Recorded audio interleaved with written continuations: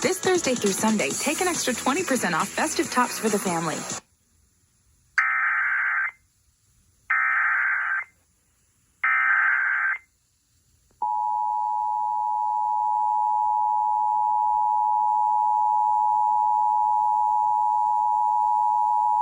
The National Weather Service in the Quad Cities has issued a severe thunderstorm warning for northeastern Joe Daviess County in northwestern Illinois, Stevenson County in northwestern Illinois, until 6:30 p.m. At 5:42 p.m., a severe thunderstorm was located over Nora, or 17 miles southwest of Monroe, moving east at 40 miles per hour. Hazard, 60 miles per hour wind gusts and nickel-size hail. Source, radar indicated.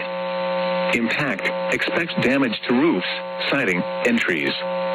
Locations impacted include Freeport, Lena, Warren, Cedarville, Davis, Dakota, Winslow, Rock City, Ridot, Nora, Buena Vista, Rock Grove, Oneco, Orangeville, Leroy, Damascus, Lake Lackawanna State Park, McConnell, Scioto Mills, and Wenatchee. For your protection, move to an interior room on the lowest floor of a sturdy building.